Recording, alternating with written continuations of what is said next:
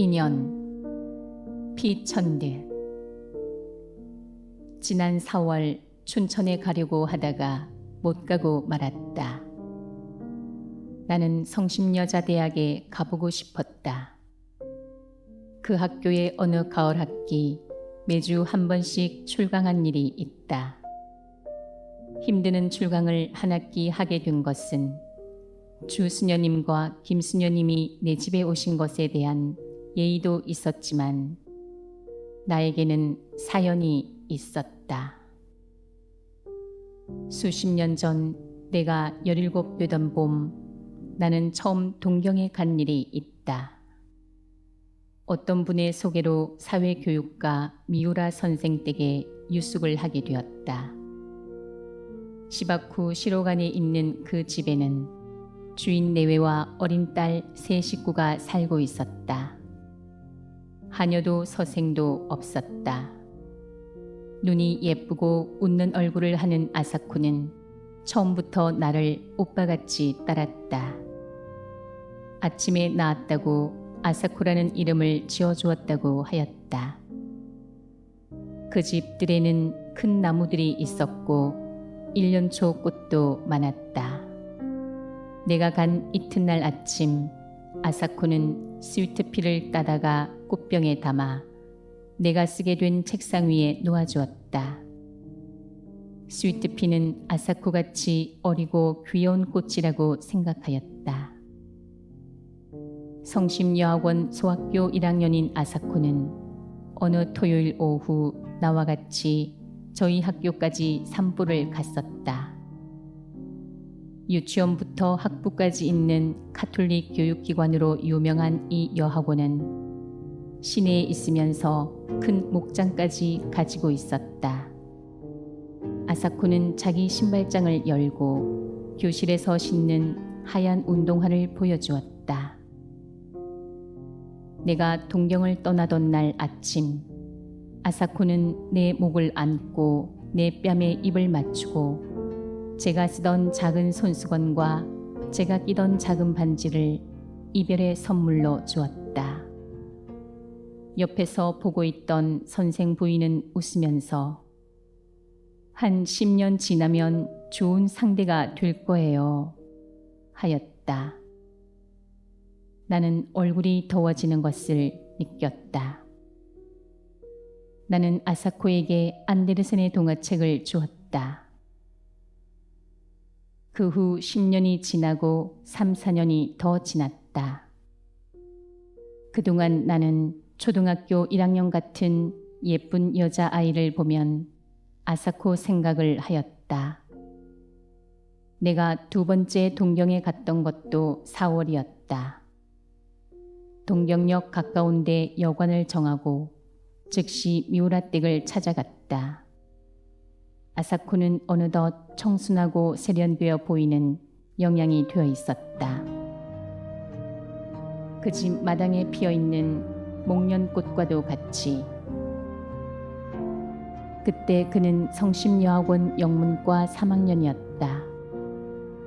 나는 좀 서먹서먹했으나 아사코는 나와의 재회를 기뻐하는 것 같았다. 아버지 어머니가 가끔 내 말을 해서 나의 존재를 기억하고 있었나 보다. 그날도 토요일이었다. 저녁 먹기 전에 같이 산책을 나갔다. 그리고 계획하지 않은 발걸음은 성심여학원 쪽으로 옮겨져 갔다. 캠퍼스를 두루 거닐다가 돌아올 무렵 나는 아사코 신발장은 어디 있느냐고 물어보았다. 그는 무슨 말인가 하고 나를 쳐다보다가 교실에는 구두를 벗지 않고 그냥 들어간다고 하였다. 그리고는 갑자기 뛰어가서 그날 잊어버리고 교실에 두고 온 우산을 가지고 왔다. 지금도 나는 여자 우산을 볼 때면 연두색이 고왔던 그 우산을 연상한다. 셀브르의 우산이라는 영화를 내가 그렇게 좋아한 것도 아사코의 우산 때문인가 한다. 아사코와 나는 밤늦게까지 문학 이야기를 하다가 가벼운 악수를 하고 헤어졌다. 새로 출판된 버지니아 울프의 소설 세월에 대해서도 이야기한 것 같다. 그 후 또 10여 년이 지났다. 그동안 제2차 세계대전이 있었고 우리나라가 해방이 되고 또 한국전쟁이 있었다. 나는 어쩌다 아사코 생각을 하곤 했다. 결혼은 하였을 것이요. 전쟁통에 어찌 되지나 않았나. 남편은 전사하지나 않았나 하고 별별 생각을 다 하였다. 1954년 처음 미국 가던 길에 나는 동경을 들러 미우라 댁을 찾아갔다. 뜻밖의 그 동네가 고스란히 그대로 남아 있었다. 그리고 미우라 선생네는 아직도 그 집에서 살고 있었다. 선생 내외부는 흥분된 얼굴로 나를 맞이하였다. 그리고 한국이 독립이 돼서 무엇보다도 잘 됐다고 치하를 하였다. 아사코는 전쟁이 끝난 후 메가더 사령부에서 번역일을 하고 있다가 거기서 만난 일본인 이세와 결혼을 하고 따로 나서 산다는 것이었다. 아사코가 전쟁 미망인이 되지 않은 것은 다행이었다.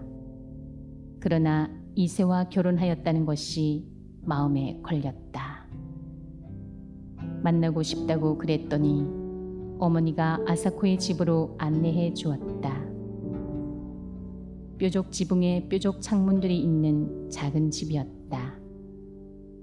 20여 년 전 내가 아사코에게 준 동화책 겉장에 있는 집도 이런 집이었다. 아, 이쁜 집. 우리 이 다음에 이런 집에서 같이 살아요. 아사코의 어린 목소리가 지금도 들린다. 10년쯤 미리 전쟁이 나고 그만큼 일찍 한국이 독립되었더라면 아사코의 말대로 우리는 같은 집에서 살 수 있게 되었을지도 모른다. 뾰족 지붕에 뾰족 창문들이 있는 집이 아니라도. 이런 부질없는 생각이 스치고 지나갔다. 그 집에 들어서자 마주친 것은 백합같이 시들어가는 아사코의 얼굴이었다.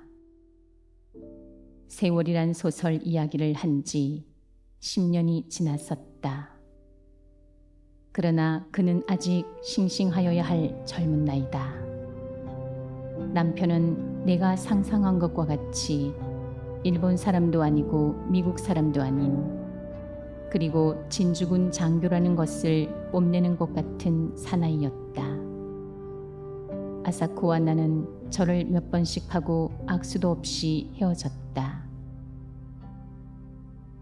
그리워하는데도 한 번 만나고는 못 만나게 되기도 하고 일생을 못 잊으면서도 아니 만나고 살기도 한다. 아사코와 나는 3번 만났다. 3번째는 아니 만났어야 좋았을 것이다. 오는 주말에는 춘천에 갔다 오려 한다. 효양강 가을 경치가 아름다울 것이다.